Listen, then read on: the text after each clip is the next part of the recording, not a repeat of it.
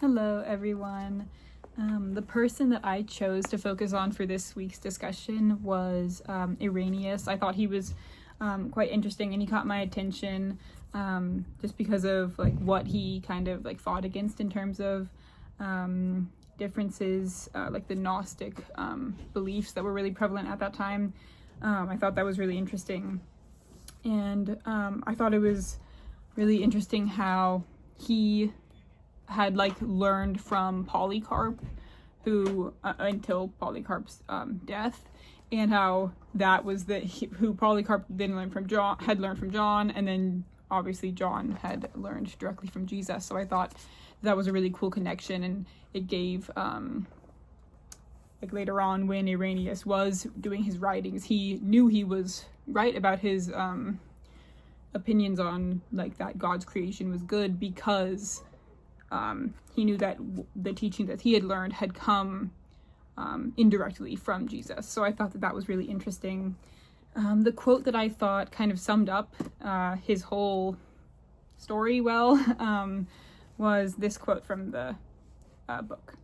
Irenaeus is particularly known for his defense against one of Christianity's greatest challenges, Gnosticism.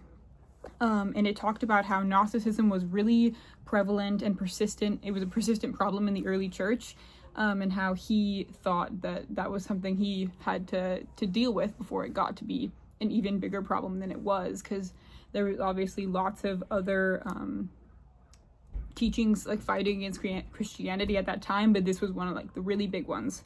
So it was really interesting how he went about disputing that belief through his writings. So and he wanted to, since the Gnostic belief is that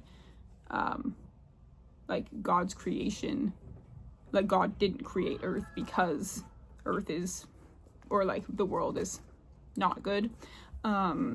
His teachings were meant to show that God's creation was good, and like I said earlier, that was indirectly Jesus's teaching. And some connections that I made with Irenaeus's story and teachings with the lecture. The main one that I noticed was talking about tradition. The lecture talked about tradition a little bit, and in the book, when it talked about Irenaeus, it mentioned that the apostolic tradition was one of his main things that he used when he was doing his writings, and how he viewed tradition as something extremely important to the Christian faith, and how that was always how tradition was always a big part of Christianity. So I thought that was a good connection between the lecture and the book. And also another connection between those was the lecture talked about different persecutions and events that happened with Christianity, and he obviously was fighting against something happening with Christianity where people were kind of